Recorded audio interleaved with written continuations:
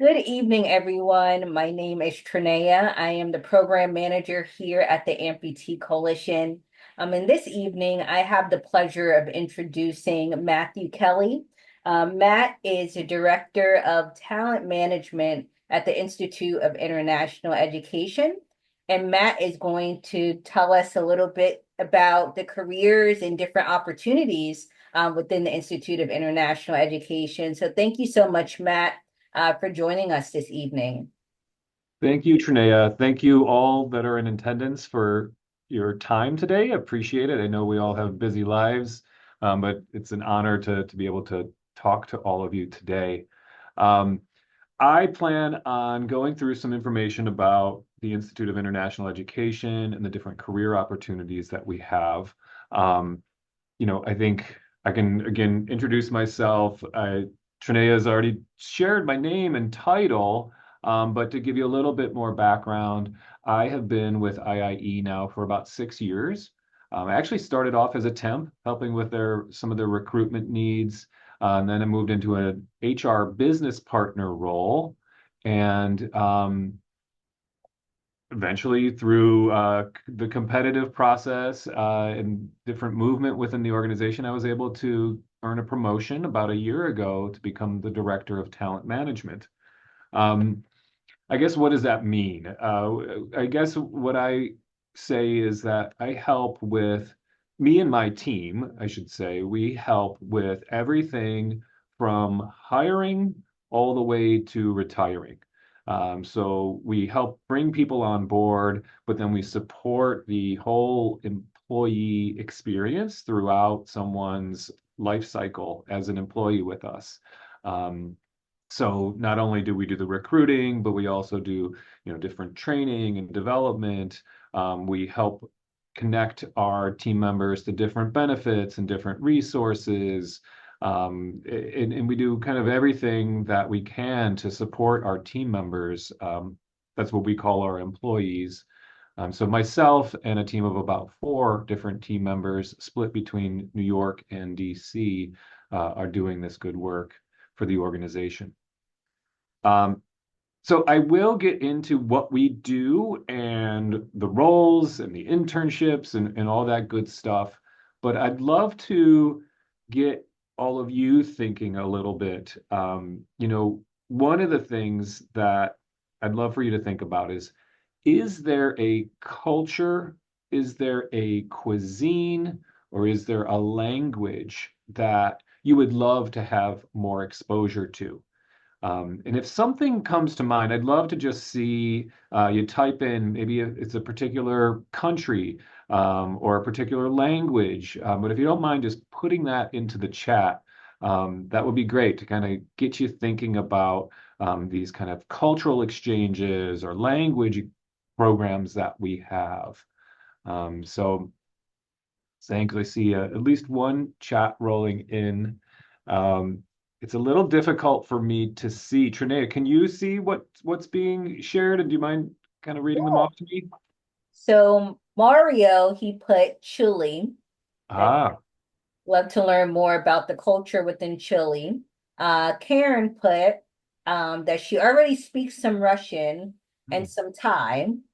Um, Mario also put Argentina, okay. South America in general. And Sharon put, I only speak English, and she's from Iowa. Ah, okay. Well, thank you all for sharing that. I think one of the things that we do at IIE, really the main thing that we do at IIE is we help break down borders, cultural borders, language divides, things along those lines. We do that through over 200 different international programs. Um, I think you'll see here there's the agenda. So these are the main topics that we're going to cover. But since we're starting to talk a little bit about cultures and languages and different opportunities, I think I'll just jump right in and give you the overview of the organization. Um, you know, First off, this is our mission statement. It's really to help people and organizations leverage the power of international education to thrive in today's interconnected world. And so that is really what we anchor to as an organization. We always keep our mission in mind in any of the work that we do, whether that's day-to-day work or bigger picture, longer term strategic projects. Um, we are a world leader. We've been established since 1919. We are a global not-for-profit organization. And we have around 600 team members or employees. And as you can see on the slide here, we touch the lives of over 29,000 people, different scholars, students, grantees, and they are coming from or going to over 180 different countries each year. And that's why it was great to hear, Chile mention of Russian language, of Thai, because we do a number of programs that are either operating in those locations or have operated at one time or focus on those different languages. Um, I think in addition to the mission and kind of what we do, we have these kind of, I guess you would call them pillars, even though they're kind of globes or orbs. We have these three main things that we also kind of anchor to when we think about the work that we do. One is, advancing scholarship, by developing and implementing many of the world's most effective and prestigious scholarship programs. We are always looking at how do we help continuously improve scholarship and training programs that we offer.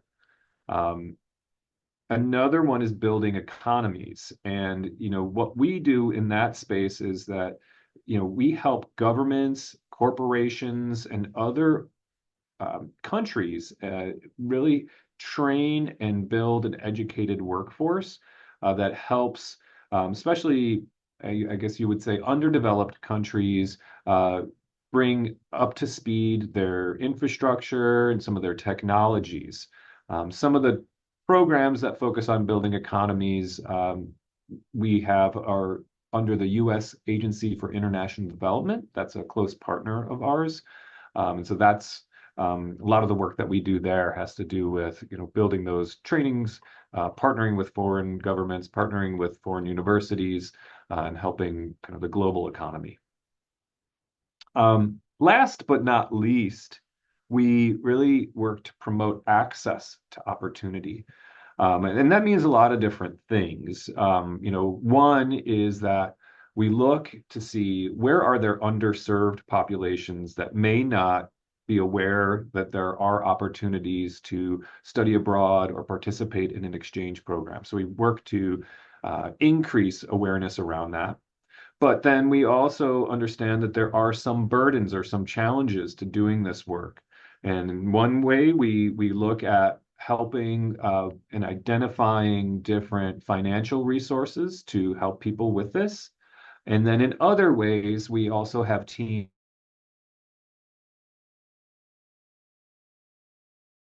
I'm sorry, a grantee, a student, or a scholar place have the support that they need from a access type of standpoint, from a disability services standpoint. And so we have a few different lenses or a few different angles that we look at whenever we are increasing access to these types of opportunities and ensuring that we're setting up our students, our scholars, our grantees for success. So we always keep that in mind of promoting that access to opportunity and supporting that. By the numbers here, this is a nice representation of what IIE does. It gives you a sense of kind of the wide reach and the impact that we have across the globe. As you can see here, our organization partners with over 1,600 different higher education institutes. We have over 200 different exchange programs.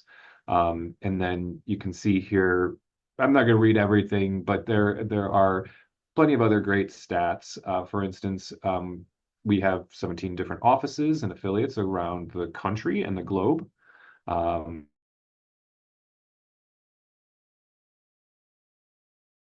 in addition to administering exchange programs, and we also have space, and we share a lot of information within our professional network.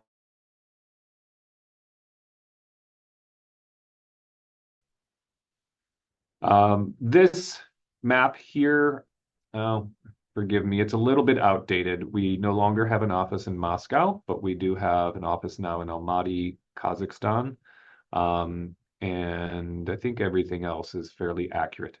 I'm uh, zoomed in from our New York office. We're in global headquarters here, but our Washington, D.C. is a close second. There's several or similar amounts of team members in both, about 200 in New York and about 200 in D.C. And then, as you can see here, we also have Chicago, Houston, and San Francisco offices in the US, and then a smattering of other offices or locations around the globe. Um, I do want to get into the opportunities, the careers that we have at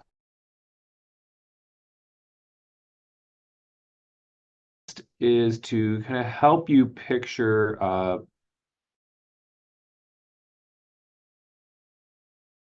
I know when someone is seeking work, you look at job postings and sometimes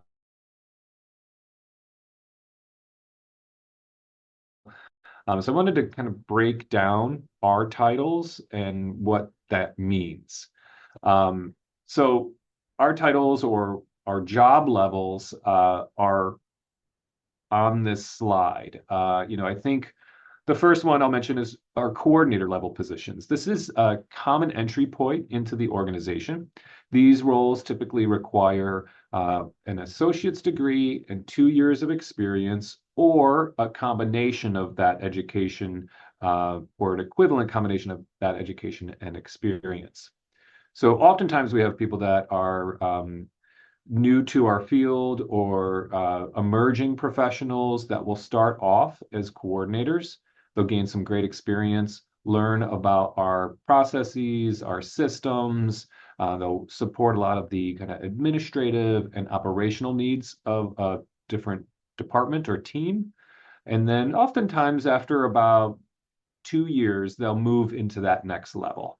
That next level is what we call broadly our analyst job level, but that includes titles like advisor, analyst, project manager, program officers.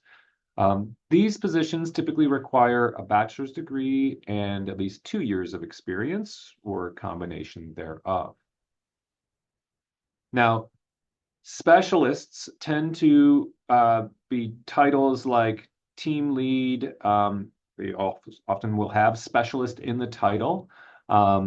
But these are roles that require a bachelor's degree and typically at least 5 years of experience. These roles can be individual contributors, or sometimes they will have maybe one coordinator that reports to them and works on projects with them. These are roles that tend to be veering into kind of the subject matter expertise.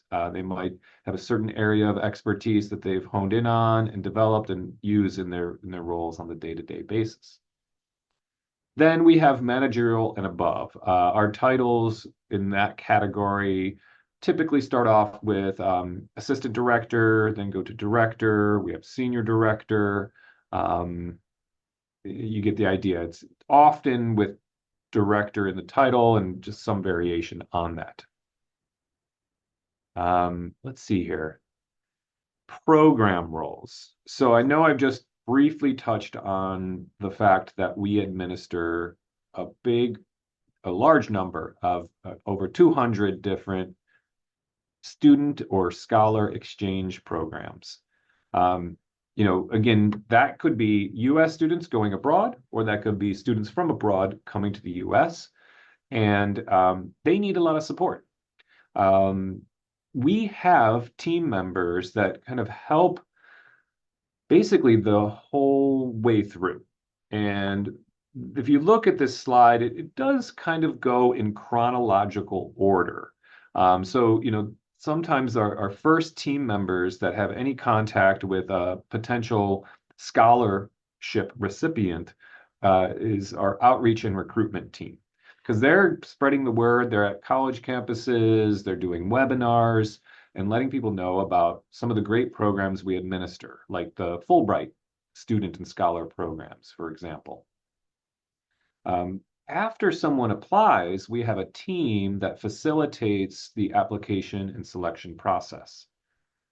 Now, after somebody is awarded a scholarship, there are times when they need to have or receive help from our teams in applying to different universities. So we have a placement team that helps work with the scholars to say, okay, you're interested in microbiology, and we recommend these 5 schools for these reasons. Here's how you go about applying. Here's what we can do to help. So we provide a lot of support and services for the students and scholars. The next team is called the Exchange Visitor Sponsorship Team. They do a lot of important work. I think if I put it simply, whenever there is a need for a student visa because someone is traveling abroad and studying abroad, they help get that for that student. Our operations team helps distribute tuition to the universities, and they also distribute stipends to our scholars that are owed them to help them pay for regular costs while they're traveling abroad. Now we also, we also have an advising team that is a support or a touch point for the students and scholars as they are navigating a new country and a new academic system. So we have plenty of team members that provide that direct support as an advisor to the students and scholars. Now we have a number of events that we hold that are educational in nature, or they're kind of enrichment or cultural type of events to support or round out the exchange program. So we have a team dedicated to that. We also have a large team called the program management team that really in many ways is kind of a grant management team. They're looking at what programs we're administering and what students are involved, how we are tracking all of their activities, how they are paying for things, and we're reporting those things out. So that's a lot of the work that the program management team does. Once people are done, there's an alumni engagement component because we want to make sure people are still connected to their peers, to the program, to different resources. And so we have teams that are focused on that as well. And then the last 2 bullet points on this slide, data reporting and monitoring evaluation, are very critical, right? We are a nonprofit, and we have a number of different partners that we work with, whether those are universities or government agencies or private foundations like the Ford Foundation, for instance. We help administer programs. And so we want to make sure that we're doing right by our sponsors, by the universities, and by the students. And so the things that we put in place for data reporting, monitoring, and evaluation ensure that we're serving everybody's needs, and we're also learning and growing and continuously improving the services that we offer. Now, I do want to mention, aside from the people that work directly on our different exchange programs that I just outlined, we are a nonprofit, but we have so many of the, I guess you would call organizational roles. Some places call them infrastructure roles or supporting departments. We have people like myself that work in human resources. We have a technology or an IT department. We have a finance team. And then we have a handful of other departments that you see on this slide. But I think the main point here is that even though we are a nonprofit, there are many of your kind of typical business functions that the organization has in place to support all the good work of our program teams. Now, I've just talked a bit about the roles, the titles. I do want to mention that we also host internships. Um, right now, we typically host them in the summer. So we start the process for recruitment in January. We post all of our positions on our website um, in January, and then we begin to move through phone screenings, interviews, selections. Usually, we try to conclude that by March or early April at the latest. And then people start in late May, and they usually work through early August. The hours can vary, but it can be up to full time. In our world, that's 35 hours per week. It can be 8 to 10 weeks or thereabouts. It can be remote, or it can be hybrid. If you're close enough to an office and interested in coming into an office, most of our team members come in 2 days per week and work from home 3 days per week. But with internships, we have a little more flexibility and people can work fully remotely during the summer internship. As you see here, it's also a paid experience. Um, thing that I will note about our internships is that we're very intentional about two things. One is we want to make sure that there's a learning component to the experience. And so we have projects that we have planned for each of the internships. And so it's a learning experience. It's also a way to make a contribution and have a sense of completion at the end of the internship. And then the second point is that we have a cohort style experience where early on there's meet and greet and introductions, sometimes virtually, sometimes in person, with our senior leaders. And then each week there's usually a different activity where you learn more about the organization, the different programs that we administer. There's networking opportunities. And then towards the end, there's also a presentation that our interns put together to speak about their experience and the projects that they worked on. That's typically something that they do in front of our senior leaders and some of their other department heads. Um, I'll just give you a glimpse into our process. On the left-hand side here, you'll see PATH. It's kind of this colorful wheel, and it's our acronym for our four core competencies. You can see them here. They're promotes operational excellence, advances talent, thinks strategically, and helps build trusted relationships. Now, if you go to our careers page, you'll see even more information about our core competencies and how we define them and how we use them. The, the, I guess the quick summation is that those are guiding principles for the work that we do.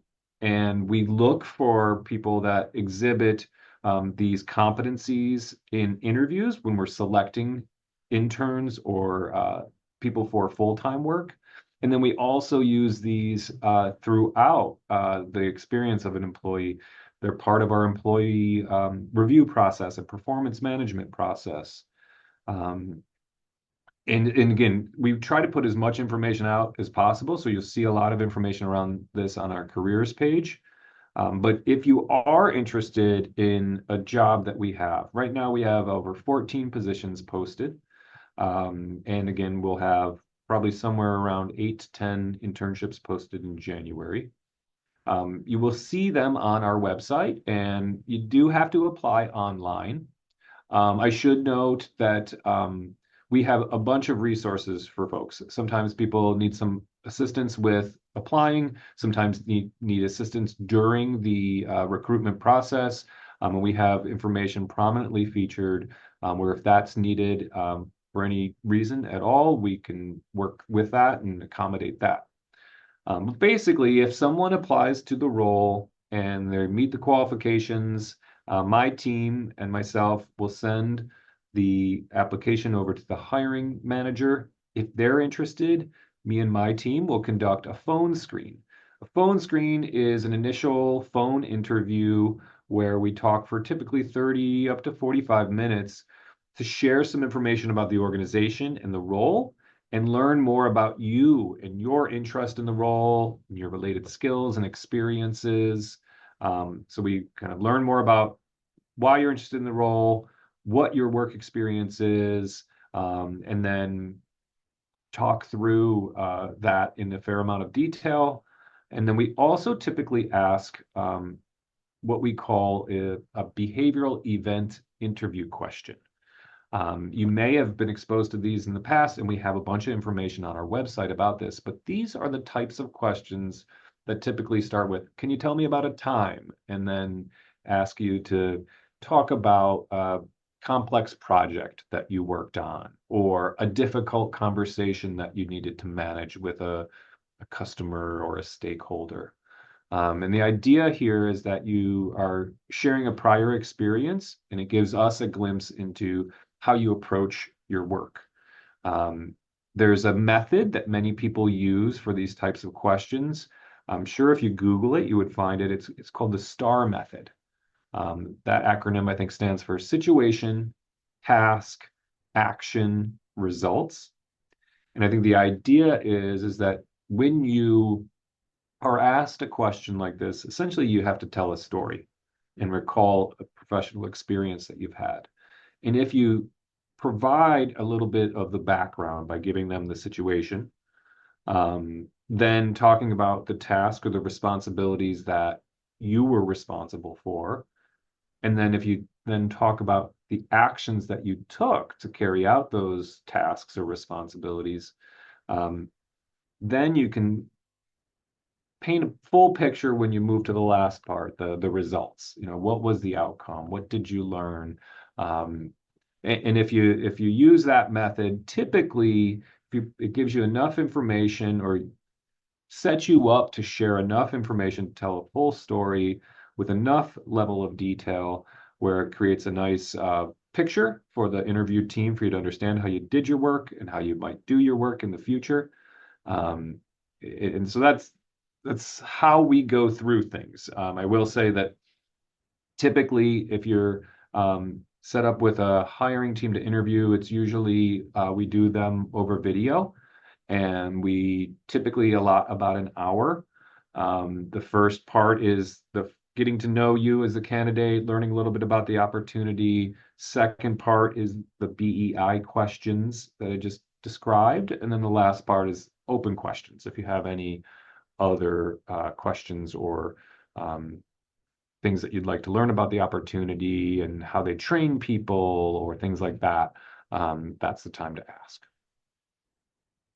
I know that we are getting close to the top of the half hour, so I'm just going to note a few quick things and then open it up for any Q&A. And I think some questions may have come through, and I'm sorry, I can't see them right now, so we'll try to get to those. But you see on this slide, we are mission driven. We have a practice of being collaborative and have open doors. So no matter how long you've been at the organization, what your title is, it doesn't matter. We want to work together, and we don't worry about those kind of things. We also have a lot of professional growth and development within the organization. We have different things that we do to support that. And then we have a strong commitment to diversity, equity, inclusion, and access. I apologize. This is intended to have that on there and accidentally left off. But we do have a statement about our commitment to that. And we have a number of affinity groups and employee resources groups dedicated to that. This slide here is very busy, but it's a way to highlight all of the great benefits that we offer. I think you can see more of this on our careers page, but a couple quick highlights I'll mention is that we do have tuition reimbursement, which is great if you're in school. But for those of us that may have recently graduated, or whether they're recent or not, and you have student loans, we actually have a program that helps you pay those back as well. We also, as I mentioned earlier, have kind of flexibility with our work, kind of hybrid setup. We also have a great retirement benefit, and some other great benefits as well. So I try to get through a lot of information. I know it was a lot. I guess I'll stop sharing and see if there's any questions that have come through. I'd be happy to address those in our last few minutes. Um, Um, I will jump in and ask a question if that's okay. of Can you hear course. me all right? Yes, yes. Okay, so I actually have lived in Almaty, Kazakhstan, or Astana. Yeah, I've lived Ah, both in Almaty and in Aralis, Kazakhstan, and have lived in Central America and hosted a Kazakh exchange student, and then also been in education for the last 20 years. And then I became a right below knee amputee. I continued to teach until a lack of benefit or lack of accommodations resulted in some extraordinarily severe injuries, including the reamputation of my leg a couple of times and the shattering of an arm. I still feel incredibly passionate about education and especially international education. I have one son adopted from Kazakhstan and one son adopted from China. And with all of this, one of the things I am not necessarily, or I might have missed, was I live in Birmingham, Alabama. I'm not near one of your hubs. I have a tremendous amount of professional experience, including being nationally board certified teacher. Um, but where does someone like me fit into an organization like this, where I'm not near one of your hubs, but have a lot to offer the mission, like in the sense I have spent time with USAID workers and have a son majoring in the School of International Development at American University, and um, so things like that. Yeah. yeah. Well, thank you for sharing, and it gives me a decent initial picture of things. So, a couple things I would say. One is, you know, we do have a fair amount of flexibility with our work and where it is done. Generally speaking, we do not have fully remote roles. Hmm. However, depending on a few things like, the nature of the work, right? Many of our team members travel a great deal. And essentially, even if they're not traveling to an IIE office, but maybe they are traveling abroad, that is something that kind of, I guess, counts towards our days in office, so to speak, because we recognize that it's a physical presence that's needed. People are doing that, and so I mentioned that we typically have people in the office 2 days per week, but working from home 3 days per week. That's the average. That's the typical setup.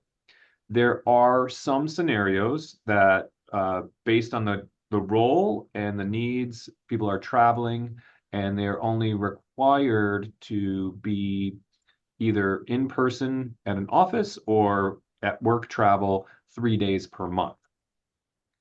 So there's some flexibility depending on the need and the nature of the work.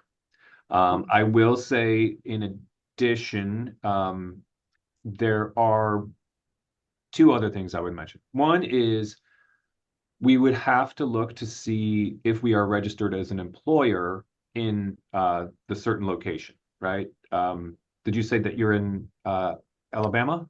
Yes. So I would have to double check to see that because we are not nationally registered Right. as an employer. So that's one checkpoint that we would have to look at. But beyond that, we have had scenarios for different reasons that people have been approved for remote work, essentially as a reasonable accommodation. And so I think there's a few different paths and a few different options that we could explore, depending on the role, depending on the location, and so on.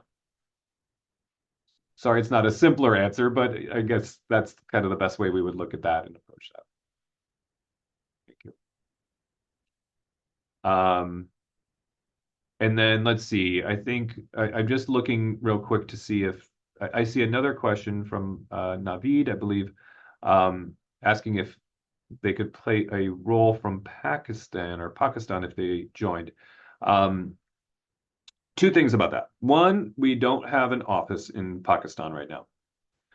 So typically that would be the stopping point. But no, sorry, we don't have a location there. Secondly, I guess I would say that in many of our international locations, we hire locally. So we have a concerted effort where if we have an office, for instance, we did recently open this office in Almaty in Kazakhstan. We have one team member there that is a US team member that is in one role, but all of the other people that we have hired are Kazakh nationals. So it again kind of would depend on the location and the citizenship and the work authorizations and all of those types of things. So hopefully that answers your question. And then Alana Kennedy, well, thank you for volunteering back in 98 in the DC area. We typically don't have similar options right now. That's not to say that couldn't change, but typically we don't have the same types of volunteer options. But if there is something that does come up, I would definitely reach out to Trinea and see if we could promote that in case that somebody would be interested. And so let's see here. I just want to get through a few of these other questions. So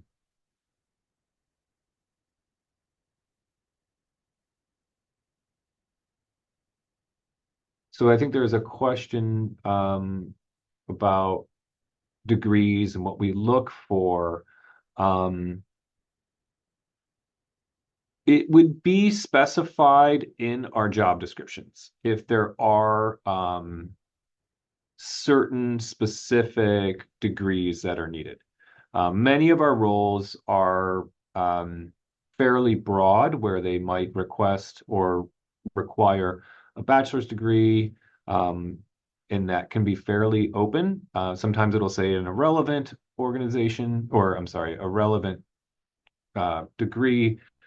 Many of my team members are trained to think about what are transferable educational experiences, what are transferable employment experiences. So we don't tend to have very specific requirements when it comes to degrees.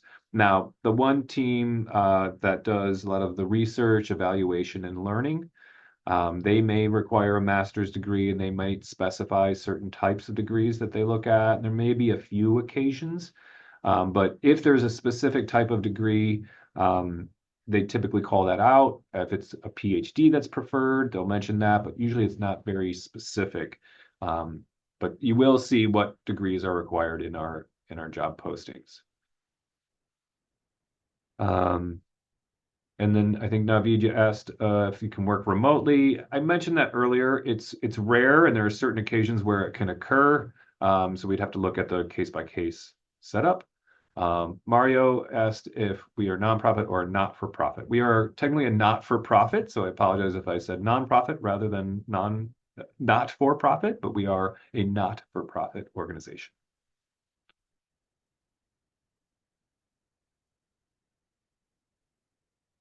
Well, I know we went almost 10 minutes over, so I appreciate all of your attention and all of your time today.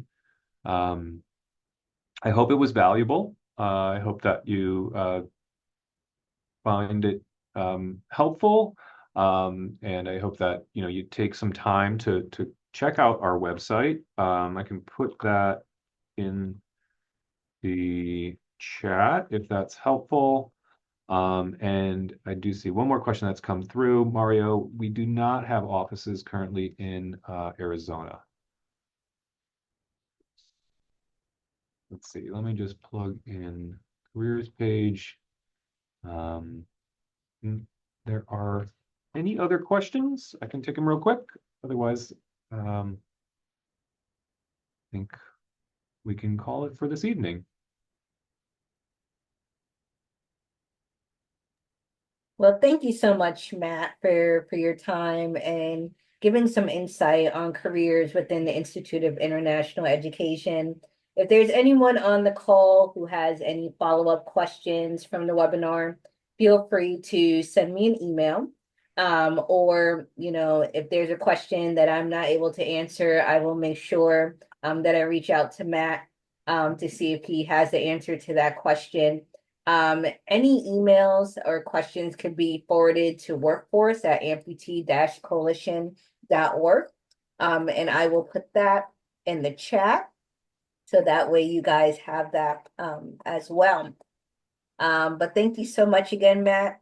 And thank you so much for everyone joining the call this evening. Any last minute questions, feel free to go off mute or put them in the Q&A chat. But if not, thank you again for your time this evening. Thank you all. Thanks for having me. Take care. Have a good evening.